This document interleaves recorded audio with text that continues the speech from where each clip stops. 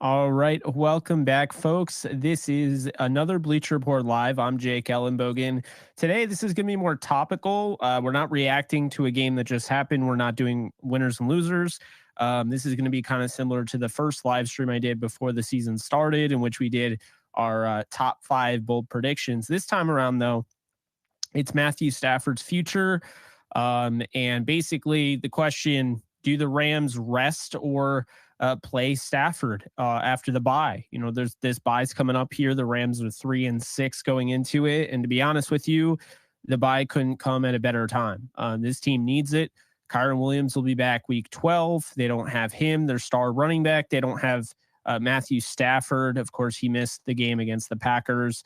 They don't have Rob Havenstein right now. Missed the game against the Packers. They don't have Ernest Jones. So it will be very much welcomed to get these guys back to get healthy again. And look, I got to be honest with you. I think when you look at this team, I know there's going to be a lot of people that think no way, no how this team is done. Tank 2024. Well, there have been teams in the past that have gone to the playoffs at 3-6. And mind you, those teams in the past that went to the playoffs at 3-6, well, let me just make this very clear. Those teams made it in the 6-team playoff format. So the Rams are still in it. And let's just be honest right now. This NFC conference, and I said it before the season, is just not very good from top to bottom. I mean, you see Green Bay at 3-5.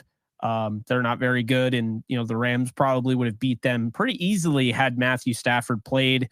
Tampa Bay, they're kind of all right.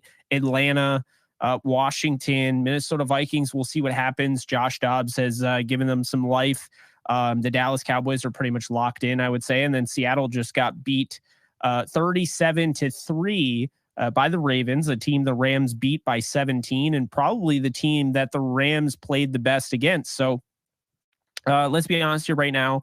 It is probably 12 teams that are in it.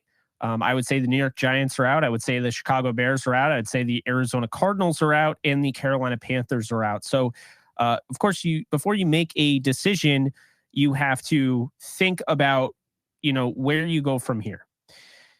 And with the Rams, yes, they're 3-6. They're also boasting the second toughest schedule, strength of schedule in the NFC, only behind the Tampa Bay Buccaneers. And look, I'm just going to be honest here. The Rams, their first 7 games, they looked like a team that, you know, obviously they should have beaten the Steelers. They should have beaten the Bengals.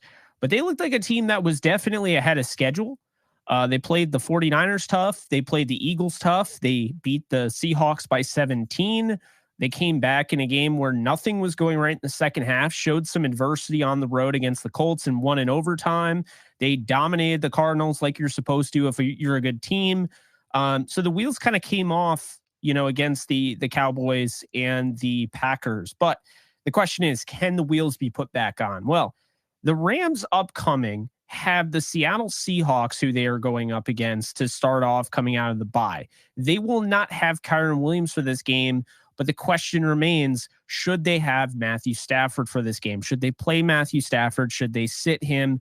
To me, if he is healthy, you play him. Okay, there's no point of sitting him. This team is not eliminated, and they're not even close to eliminated because the NFC is weaker this year. So you could get into the playoffs at theoretically 9-8. So with that said, you got 2 wins, or excuse me, you have 2 losses. That's your ceiling. Like if you have more than 2 losses, okay, probably not going to happen. But I believe if Stafford is healthy, the Rams need to go ahead and start him until the Rams are eliminated or put themselves in a position where they're pretty much eliminated from the playoffs. So I think you start off November 19th, coming off the bye against Seattle. You go for the sweep at SoFi Stadium. I expect Sean McVay to come out. You know, he's able to kind of address some things during the bye. Okay, what am I doing wrong? Kind of some self-reflection, but also getting healthy. And I think Stafford probably could have played if it was a playoff game against the Packers. But I also think, you know, a mix of that was why risk it, right? They still want to try to win. So I don't think I don't believe in the tanking strategy at all. It's not much of a strategy in my opinion. And this team has shown fight the last 2 weeks, maybe not, but to be fair, even the Packers game, heck of a performance by a defense that got no help with the offense, generated 2 turnovers, and the offense only scored 3 points. Now, I'll say this. I think Stafford plays against Seattle. Okay. I do. And Kiren Williams, you'll have back week 12 against the Cardinals. And, I think you look at it, and if you could beat Seattle, who, by the way, they beat by 17 the last time they played them at their house, if you can just hang on and win that game, doesn't matter about style points. You win the game, okay, now you're 4-6. Then you got the Cardinals in Arizona, where, for whatever reason, the Cardinals play better in LA than they do against the Rams when they're in Arizona. And then you have Kyler Murray to deal with, who you've done a nice job dealing with him in the past. Say that's 5-6. If you can make that, you can win that game. Then you got the Browns. This is one of those rare opportunities where the Rams will definitely be the home team. Like, as far as outdoing the attendance, the Rams will have more fans than the Browns. The Browns fans don't travel as well as the Eagles or the Steelers or anything like that. So that's an opportunity there. If you can get to 6-6, and keep this in mind, the Ravens game, you're going cross country in Baltimore against maybe the best team in football right now. They're so hot. I don't know if they would win, but you give them a 6-6 record, they lose to the Ravens. You have the Commanders, who are winnable. You have the Saints in prime time at home, which is winnable. Then you go and play the Giants. That seems very winnable. There's a chance that Tommy DeVito will be starting for the Giants at that point. Like your chances there, and then the 49ers. So again, you could say what you will about this team and why they should tank, and they're not very good and all of that. But the fact of the matter is this: the teams that they've already played, like, they're done. They're in the rearview mirror. They're 3-6. I would have liked to see better. Don't get me wrong, but look at this schedule. This is one of the toughest schedules that you could have had to start a season. Playoff team last year, playoff team last year, playoff team last year. The Eagles were in the Super Bowl, right? The Steelers won their last 7 games, 7 of the last 10 games. The Cowboys, they're a playoff team, Okay, say what you will about the Cardinals, but still, and I mean, the Colts have been a tough team this year. And then you have the Packers, who, I mean, look, they should have beaten the Packers. I don't have any excuse there. But the point, guys, is that, and it's a fair question. I'm not knocking the question. I'm not saying that you guys are wrong if you do think, yeah, maybe it just makes sense to sit Stafford. Well, I'll tell you this right now. There is a time and a place where it makes sense to sit Stafford. We saw it last year, okay? Injuries were too much. The team was out of it, and you weren't going to send him back out there knowing that he had a contusion of his spinal cord last year, concussions, like things like that. Made sense not to send him back out there. Totally understand that. However, if this team beats Seattle with Stafford, okay, they beat the Cardinals and they beat the Browns. That's 3 games in a row that they win. They're back to 6-6. Okay. And the important thing here is if they're at 6-6, it doesn't matter that they have the Ravens and the 49ers upcoming. If they're at 6-6, they have a shot. They've been in every game just about, except for the last 2. And I mean, they were in that Packers game. Let's just be honest. They got away from them at the end, but they were in that game. The Dallas game got away from them at the very beginning, but every other game, the 49ers, the Eagles, all that, they've been in. So my thought process here is this question is definitely fair, but to come out of the bye and not play Stafford, unless he's hurt, unless he physically can't go, and the doctors say, okay, keep him out. Okay. But if he's not physically hurt, there's no need to bench him. They're 3-6, not 3-8, not 3-7, 3-6. That gives you a little wiggle room. I'm not saying it's a lot, but this is the easier part of your schedule upcoming, because right now you got the Cardinals, who have 1 win on the season. You got the Browns, who, okay, I'll give you credit there. The Browns, their defense. However, on the road, their defense isn't the same. You could definitely tell they need that dog pound. Okay, they're a different defense at home. That team is hard to beat at home. On the road, we've seen it. The Rams could win that game. The Ravens in Baltimore, that's the one I'm most worried about. The Commanders, the Rams should be able to win that game. They can beat the Saints. There's nothing that is extraordinary about the Saints, the Commanders, the Browns, the Cardinals, the Seahawks. It's really the Ravens because they have not dealt with the running quarterback very well this year. It's surprising, right? I mean, they've always done a nice job against it. They have not done well this year against the running quarterback, the mobility factor. The Ravens quarterback, Lamar Jackson, happens to be the best in the business at that. And so we've already seen what he can do. 5 touchdowns against the Rams at the Coliseum in 2019. We'll see what happens, but that game scares me. The Giants game, the Rams have the Giants number. The Rams have MetLife's number. Every time I've gone to Rams-Giants, the Rams have won. I mean, the last time was a blowout. The time before that was a blowout.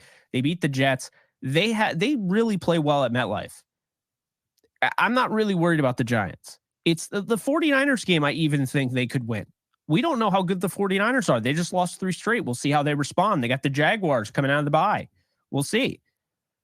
But I just have to say, like, if you haven't picked in the first round to this point, okay, you haven't had a first-round pick in the Sean McVay era. So it's just great to have a first-round pick, right? And now it's confirmed since they didn't make a trade at the deadline because I can't see them making an off-season trade that would, require them getting rid of their first-round pick. And everything I've been told is that they don't want to move that first-round pick. So the fact that you have a first-round pick doesn't mean you have to have a top 10 or a top 5 pick. And furthermore, let's be honest here. The goal is winning. Like, yes, Super Bowl's great, and that is the ultimate goal. But the goal is winning. Like, you want to win as many games as you can. And you can't have it both ways. You can't be on one hand, the Rams got to win more for fans to show up in LA, right? But then on the other, say the Rams need to lose out and get, Caleb Williams or whoever. It doesn't work that way. This is a professional football team that their job is to entertain fans, sell tickets. That's what it is. That's what football is. It's entertainment. So in no way, shape, or form is it entertaining to throw Brett Rippon out there and say, there you go, Brett. You do your thing. No. So, guys, I'm saying this right now. I don't think the Rams are going to tank. I don't think they're going to sit Stafford unless he can't go against Seattle and Brett Rippon has to go then and say, like, okay, doctors expect him to go against the Cardinals or the Browns and they lose 1 or 2 of those. I mean, then okay, I understand sitting Stafford if you're sitting in a position where, right now you just had your first 3-game losing streak going into the bye. That was probably the worst way to go into the bye. But you come out of the bye, you could wipe this thing off, have a clean slate. I mean, you still have a 3-6 record, but you can turn this thing around. But if Stafford can't go until Cardinals game, Browns game, and they lose, say they're 3-7 now, there's only one team in the history of the NFL to make the playoffs at 3-7, and that was Washington. Remember when they won the NFC East? Really, really bad record and all. They won the NFC East? Yes. That's the only team in the history of the NFL to make the playoffs at 3-7. So at that point, you'd have an argument. They got to come out of the bye and they got to win. It's not going to be easy against Seattle, but they have to win this game. They really needed to win the Packers game, but the Packers game gave them some leeway because if they beat the Packers right now, they're 4-5 and they could theoretically lose 3 more games. Right now, they're in 2-game losing territory. And it's only going to be those 49er and Ravens game because those are the 2 toughest games. And I mean, think about it. Your back-to-back road trip, the Giants and the 49ers, they play in California. The 49ers already get a really good crowd as it is at SoFi. It's going to be hard either way. The Giants game, you've already shown that you can win on the road late in the season. So that's the thing. Now, I want to give you guys a number here. It's 77%, and that's the chance the Rams have of making the playoffs if they win out and they lose to the 49ers and Ravens exactly on the schedule. Those are the most likely expected losses on the schedule. So they would have a 77% chance. That's very high, guys. Very high. It's not 99, I get it, but 77 is very high. If they can win out and they lose those two games to the Ravens and 49ers, it's different. But why would you think that? Why would you buy into this team after these two games? I mean, this game, they should have won this game. They should have won this game. They could have won this, but really the Eagles just did a really nice job with, game clock management. And then they definitely should have won that. They could have won the 49er game. Would have been interesting to see if Joe Noteboom didn't get hurt. That was kind of the icing on the cake there for the 49ers. But look, the reason I'm telling you guys this is when you look at the rest of the schedule, it gets easier. 1, 2, this team has already showed fight. You would have to imagine that a young team, I believe they're the 3rd youngest in the NFL, a young team is going to grow up a little bit more as the season progresses. So the younger players that are in a bigger role are going to have to step up and they're going to have to grow up. And we've seen some great contributions out of the rookies.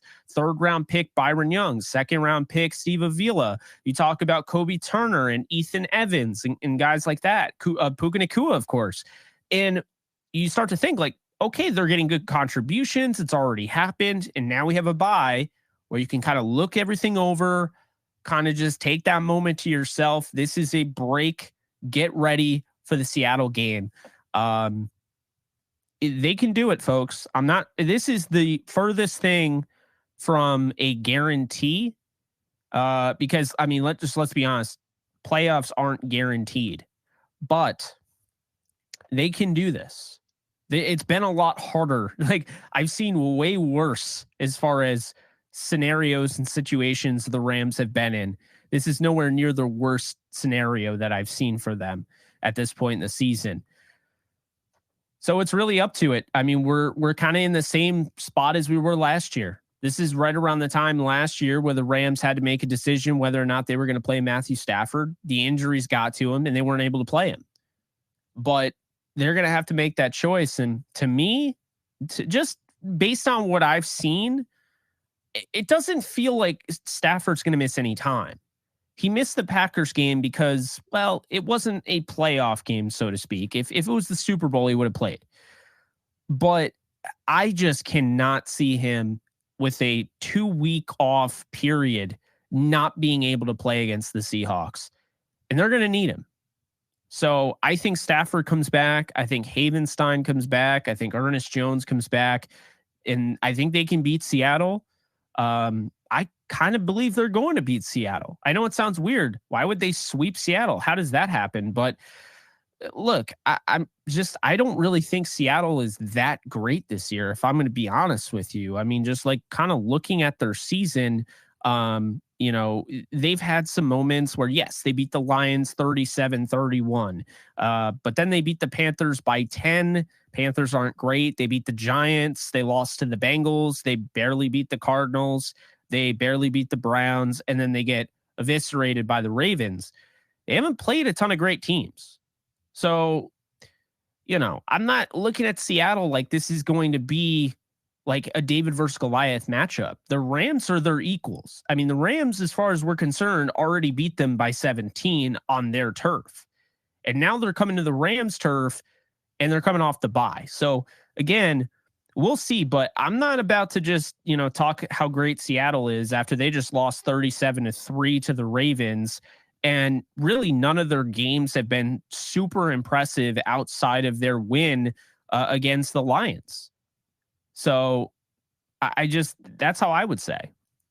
But yeah, I think if Stafford plays, I definitely think they can beat Seattle. I think they will beat Seattle. I think that would move them to 4-6. Then I think they go into Arizona. I think they beat Arizona 5-6. I think they would beat the Browns. I mean, they're not an easy team, but I think their offense is a team that the Rams could keep in check.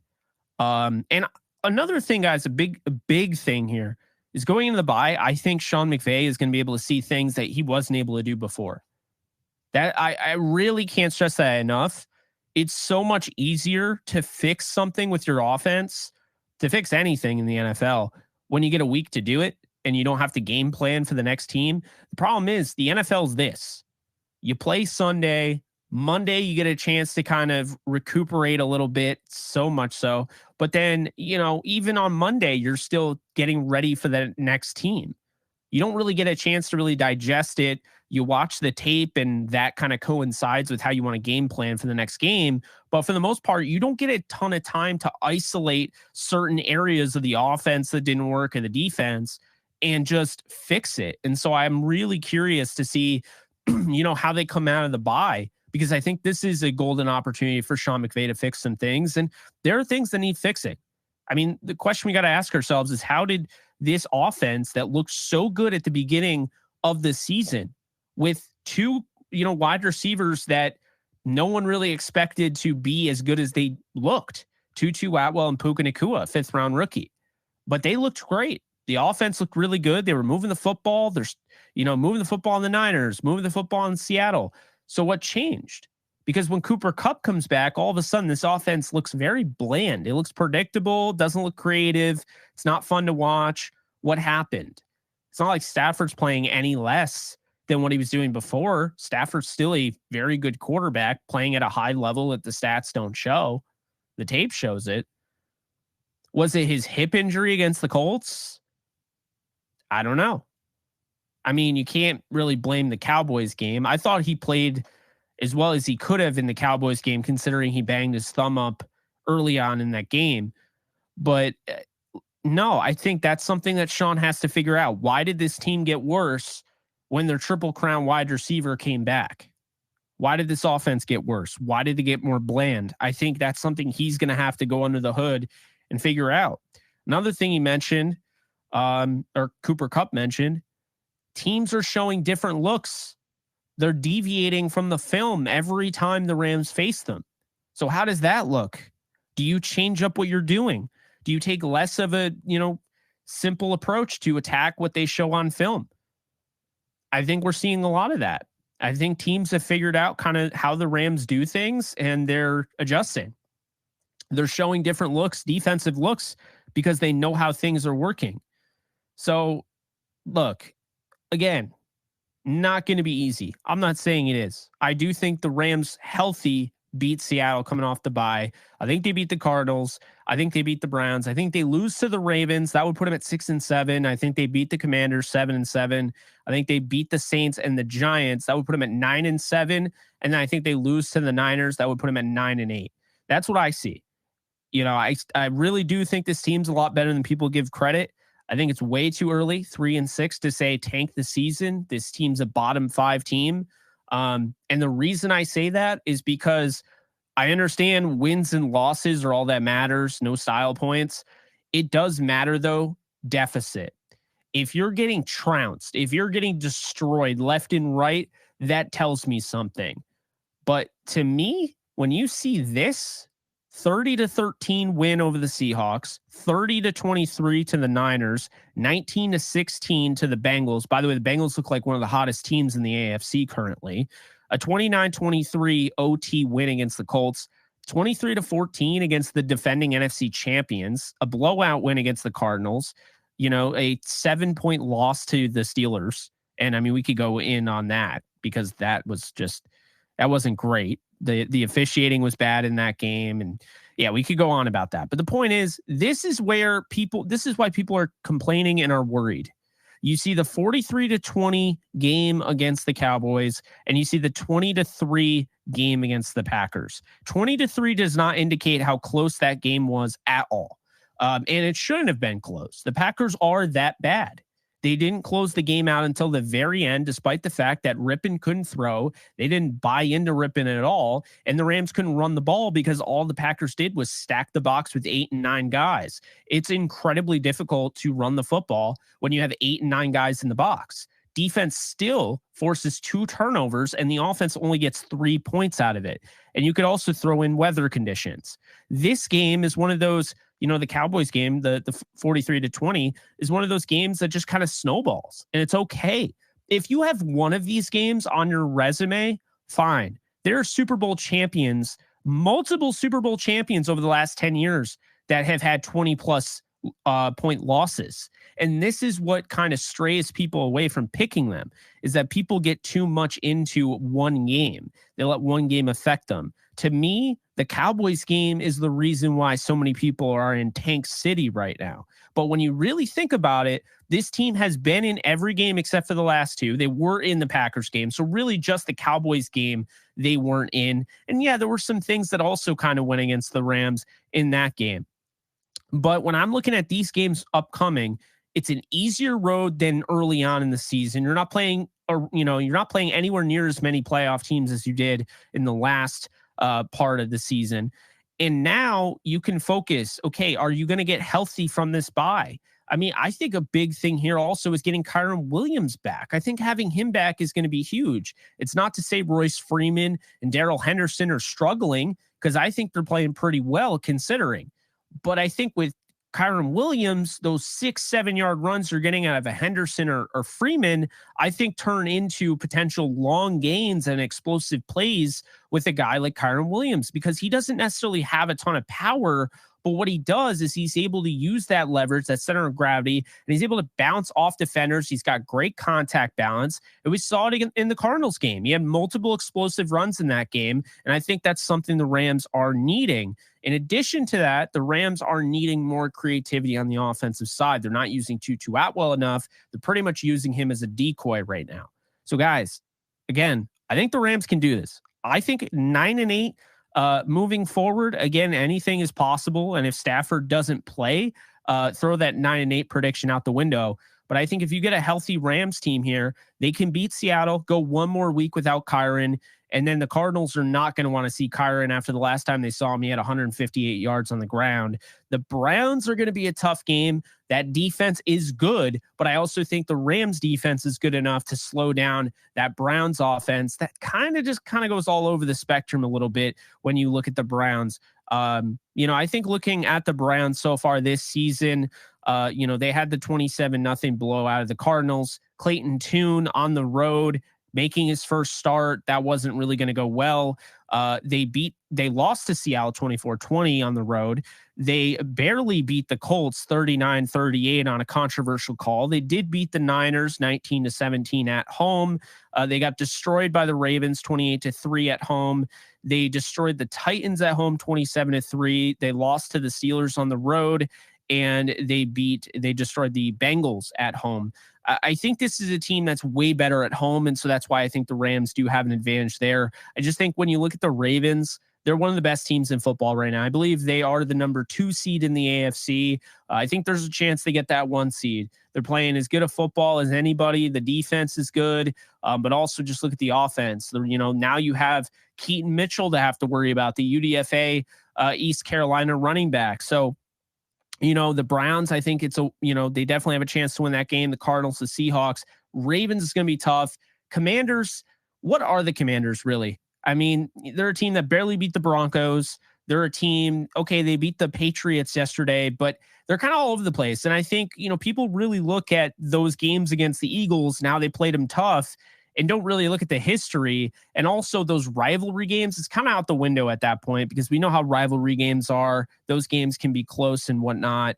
So I'm not really, too worried about most of these teams. The Saints are interesting. What are the Saints going to be, week 16 of the season? I don't know, and you don't know. We'll see what ends up happening. Right now, they are leading their division, but at no point have they looked great.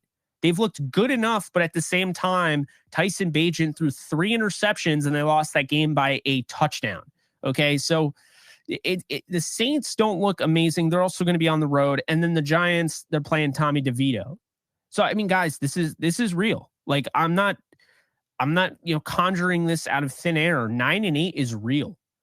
10-7 for them to go and only lose 1 game the rest of the year seems like a lot, but hey, it's about time we see one of these runs in the Sean McVay era. They get healthy, and who knows if it can happen. But those are my thoughts. The final question, should the Rams sit Stafford or start him? If he's healthy, it's a no-brainer to start him. They still have a shot at the playoffs. And honestly, don't let this team get hot. This team has a lot of weapons where you talk about single elimination playoffs, do or die. And I don't know if any defense wants to see Cooper Kupp, Puka Nacua, Kiren Williams, Tutu Atwell, Aaron Donald. I don't think any defense or any team wants to see that. And so I think the Rams are really interesting because right now, like if they were to make the playoffs, they're playing with house money. We know their focus is on 2024 for the long term. Doesn't mean that they don't feel like they can win this year. And like I said, don't let them get hot, because if they're able to sneak into the playoffs, they could be a little upset pick there in the first round. They might even play the Niners. Who knows? Imagine that. They beat the Niners twice in the playoffs. Could you imagine? Oh my God, that would be crazy. But, I think that's really what it comes down to, guys. I think this is an easier road. Doesn't make it easy, but I think it's an easier road ahead than what the Rams have already gone through. Battle tested, going to get healthier coming out of the bye. And now, let's roll. Let's see what happens. These next 4 games, or next 8 games, excuse me. It's going to say a lot. And if the Rams, they lose early on and after the bye, then we know this team isn't, a competitive team at that point, or they are, but they can't win. They can't finish games. That's kind of a big deal.